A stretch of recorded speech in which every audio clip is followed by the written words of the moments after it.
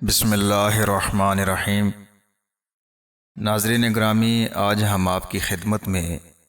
حج کے بارے میں کچھ فضائل عرض کریں گے۔ اللہ تعالیٰ قرآن کریم میں سورہ حج میں فرماتے ہیں، لوگوں میں حج کے فرض ہونے کا اعلان کر دو، اس اعلان سے کہ لوگ تمہارے پاس یعنی تمہاری اس عمارت کے پاس حج کے لیے چلے آئیں گے، پاؤں چل کر بھی اور ایسی اونٹنیوں پر سوار ہو کر بھی جو دور دراز راستوں سے چل کر آئی ہوں اور سفر کی وجہ سے دبلی ہو گئی ہوں، تاکہ یہ آنے والے اپنے منافع حاصل کریں۔ ناظرین گرامی، بیت اللہ شریف کی سب سے پہلی بنا میں اختلاف ہے کہ حضرت آدم علیہ السلام نے بنایا یا اس سے پہلے فرشتوں نے بنایا تھا۔ حتیٰ کہ بعض نے کہا ہے کہ زمین کی سب سے پہلی ابتدا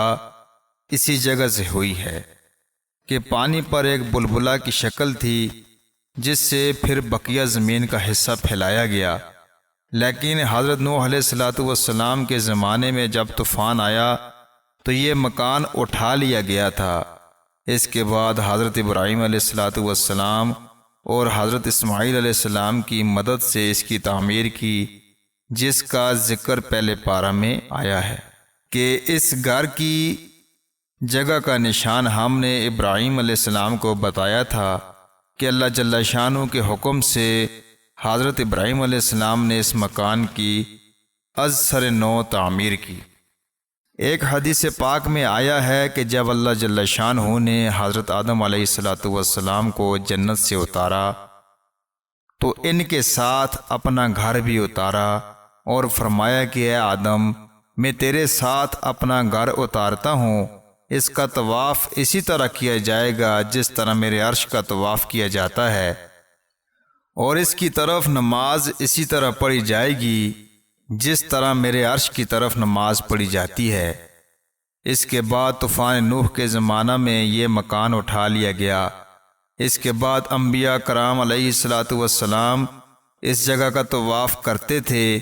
مکان نہ تھا۔ اس کے بعد حضرت ابراہیم علیہ السلام کو اللہ جل شانہ نے اس جگہ مکان بنانے کا حکم فرمایا اور جگہ کی تعین خود فرما دی۔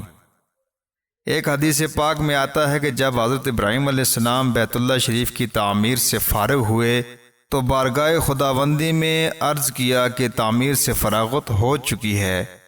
اس پر اللہ جل شانہ کی طرف سے حکم ہوا کہ لوگوں میں حج کا اعلان کرو، جس کا اوپر کی آیت میں ذکر ہے۔ حضرت ابراہیم علیہ السلام نے عرض کیا، یا اللہ میری آواز کس طرح پہنچے گی؟ اللہ جل شانہ نے فرمایا، آواز کا پہنچانا ہمارے ذمہ ہے۔ حضرت ابراہیم علیہ السلام نے اعلان فرمایا، جس کی آواز زمین و آسمان کے درمیان ہر چیز نے سنا۔ آج اس میں کوئی اشکال نہیں رہا کہ لاسلکی سے ایک ملک سے دوسرے ملک تک آواز پہنچ رہی ہے،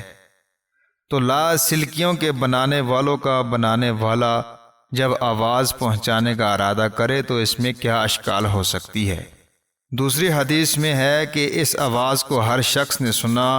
اور لبیک کہا، جس کے معنی ہیں کہ میں حاضر ہوں۔ یہی وہ لبیک ہے جس کو حاجی احرام کے بعد سے شروع کرتا ہے۔ جس شخص کی قسمت میں اللہ جل شانہ نے حج کی سعادت لکھی تھی، وہ اس کی آواز سے بہرور ہوا اور لبیک کہا۔ دوسری حدیث میں آیا ہے کہ جس شخص نے بھی خواہ وہ پیدا ہو چکا تھا یا ابھی تک عالم ارواح میں تھا، اس وقت لبیک کہا، وہ حج ضرور کرتا ہے۔ ایک حدیث پاک میں ہے کہ جس نے ایک مرتبہ لبیک کہا ہو ایک حج کرتا ہے، جس نے اس وقت 2 مرتبہ لبیک کہا ہو وہ 2 حج کرتا ہے، اور اسی طرح جس نے اس سے زیادہ جتنی مرتبہ لبیک کہا اتنے ہی حج اس کو نصیب ہوتے ہیں۔ کس قدر خوش نصیب ہے وہ روحیں جنہوں نے اس وقت دمادم لبیک کہا ہوگا، 20 حج ان کو نصیب ہوئے ہوں گے۔ ایک اور جگہ اللہ تعالیٰ قرآن کریم میں ارشاد فرماتے ہیں سورہ بقرہ میں کہ حج کا زمانہ چند مہینے ہے جو مشہور و معلوم ہے، یعنی 1 شوال سے 10 ذی الحج تک، پس جو شخص ان ایام میں اپنے اوپر حج مقرر کر لے کہ حج کا احرام باندھ لے تو پھر نہ کوئی فحش بات جائز ہے اور نہ عدول حکمی درست ہے اور نہ کسی قسم کا جھگڑا زیبا ہے، بلکہ اس کو چاہیے کہ ہر وقت نیک کام میں لگا رہے، اور جو نیک کام کرو گے حق تعالی شان ہو اس کو جانتے ہیں۔ ان کو ہر شخص کی ہر بات کا ہر وقت علم رہتا ہے، اس کے موافق اس کو جزا یا سزا دیتے ہیں، اس لیے ان نیکیوں کا بہت بدلہ عطا فرمائیں گے جو ان مبارک اوقات میں کی جائیں گی۔ فحش باتیں دو طرح کی ہوتی ہیں، ایک وہ جو پہلے سے بھی ناجائز تھی، اس کا گناہ حج کی حالت میں کرنے سے زیادہ ہو جاتا ہے، دوسرے وہ جو پہلے سے جائز تھیں، جیسا کہ اپنی بیوی سے بے حجابی کی بات کرنا، حج میں وہ بھی جائز نہیں رہتی۔ اسی طرح حکم عدولی بھی دو طرح کی ہے، ایک وہ جو پہلے ہی سے ناجائز تھی، جیسا کہ سارے گناہ ان کی معصیت حج کی حالت میں زیادہ سخت ہو جائے گی، دوسرے وہ امور جو پہلے سے جائز تھے اب حج کی حالت سے ناجائز ہو گئے، جیسا کہ خوشبو لگانا یہ اب ناجائز ہو گیا، ایسے ہی لڑنا جھگڑنا پہلے سے بھی برا مگر حج میں اور بھی زیادہ برا ہے۔ اگرچہ عدول حکمی میں جھگڑا کرنا بھی داخل ہے، مگر چونکہ حج میں اکثر ساتھیوں میں نزاع ہو ہی جاتا ہے، اس لیے اہتمام کی وجہ سے اس کو خاص طور سے ذکر فرمایا۔ ایک جگہ قرآن کریم میں اللہ کریم ارشاد فرماتے ہیں سورہ مائدہ میں، آج کے دن تمہارے لیے تمہارے دین کو میں نے ہر طرح کامل و مکمل بنا دیا اور تم پر اپنا انعام آج پورا کر دیا، اور میں نے اسلام کو تمہارا دین بننے کے لیے ہمیشہ کو پسند کر لیا کہ قیامت تک تمہارا یہی دین رہے گا، اس کو منسوخ کر کے دوسرا دین تجویز نہ کیا جائے گا۔ حج کے اہم فضائل میں یہ بھی ہے کہ یہ آیت شریفہ جس میں تکمیل دین کا مجدہ ہے، حج کے موقع پر نازل ہوئی۔ امام غزالی رحمۃ اللہ علیہ نے احیاء میں لکھا ہے کہ حج اسلام کے بنیادی ارکان میں سے ہے، اسی پر ارکان کا اختتام ہوا ہے اور اسی پر اسلام کی تکمیل و تتمیم ہوئی ہے۔ اسی میں یہ آیت الیوم اکملت لکم نازل ہوئی ہے۔ ایک حدیث میں آیا کہ یہود کے بعض علماء نے حضرت عمر فاروق رضی اللہ تعالیٰ عنہ سے عرض کیا کہ تم قرآن پاک میں ایک آیت پڑھتے ہو، اگر وہ آیت ہم پر نازل ہوتی تو ہم اس دن کو عید کا دن بناتے، یعنی سالگرہ کے طور پر اس دن کی خوشی مناتے۔ حضرت عمر رضی اللہ تعالیٰ عنہ نے ارشاد فرمایا وہ کون سی آیت ہے؟ تو انہوں نے عرض کیا الیوم اکملت لکم دینکم۔ حضرت عمر فاروق رضی اللہ تعالیٰ عنہ نے فرمایا کہ مجھے معلوم ہے یہ کس دن اور کہاں نازل ہوئی۔ الحمدللہ ہمارے یہاں اس وقت دو عید جمع تھیں، ایک جمعہ کا دن تھا کہ وہ بھی مسلمانوں کے لیے بمنزلہ عید کے دن کے ہے، دوسرا عرفہ کا دن ہے کہ وہ بھی بالخصوص حاجی کے لیے عید کا دن ہے۔ حضرت عمر فاروق رضی اللہ تعالیٰ عنہ نے ارشاد فرمایا یہ آیت جمعہ کا دن شام کے وقت عصر کے بعد جب کہ حضور اقدس صلی اللہ علیہ وسلم عرفات کے میدان میں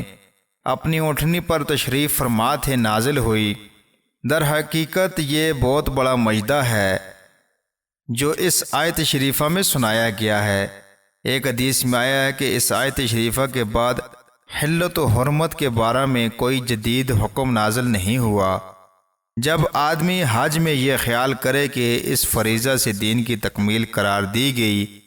اور دین مکمل ہونے کا یہ ذریعہ ہوا ہے تو کتنے ذوق و شوق سے اس فریضہ کو ادا کرنا چاہیے۔ وہ ظاہر ہے جب یہ آیت شریفہ نازل ہوئی تو حضور اقدس صلی اللہ علیہ وسلم اپنی اونٹنی پر تھے اور اونٹنی بوجھ کی وجہ سے بیٹھ گئی، کھڑی نہ ہو سکی۔ وہی کے وقت حضور اقدس صلی اللہ علیہ وسلم میں وزن بہت بڑھ جاتا تھا۔ حضرت اما عائشہ صدیقہ رضی اللہ تعالیٰ عنہا فرماتی ہیں کہ جب حضور اقدس صلی اللہ علیہ وسلم اونٹنی پر ہوتے تو اور وہی نازل ہوتی تو وہ اونٹنی اپنی گردن گرا دیتی اور جب تک وحی ختم نہ ہوتی حرکت نہ کر سکتی تھی۔ حضرت عبداللہ بن عمر رضی اللہ تعالیٰ عنہ حضور اقدس صلی اللہ علیہ وسلم کا ارشاد نقل کرتے ہیں کہ جب وحی نازل ہوتی ہے تو مجھے یہ خیال ہوتا ہے کہ میری جان نکل جائے گی۔ حضرت زید بن ثابت رضی اللہ تعالیٰ عنہ فرماتے ہیں کہ جب آیت شریفہ نازل ہوئی تو میں حضور اقدس صلی اللہ علیہ وسلم کے پاس بیٹھا ہوا تھا۔ حضور اقدس صلی اللہ علیہ وسلم پر غشی سی طاری ہوئی تو آپ صلی اللہ علیہ وسلم کی ران مبارک میری ران پر رکھی گئی، اس کے وزن سے میری ران ٹوٹی جا رہی تھی۔ یہ اللہ تعالیٰ کے پاک کلام کی عظمت و ہیبت تھی جس کو ہم لوگ ایسا سرسری اور لاپرواہی سے پڑھتے ہیں جیسا کہ ایک معمولی کلام ہو۔ اللہ کریم سے دعا ہے اللہ کریم ہم سب کو سمجھ بوجھ کر پڑھنے کی توفیق عطا فرمائے، اور اللہ کریم سے دعا ہے کہ اللہ کریم ہم سب کو اس اہم فریضہ یعنی حج کو ادا کرنے کی توفیق نصیب فرمائے۔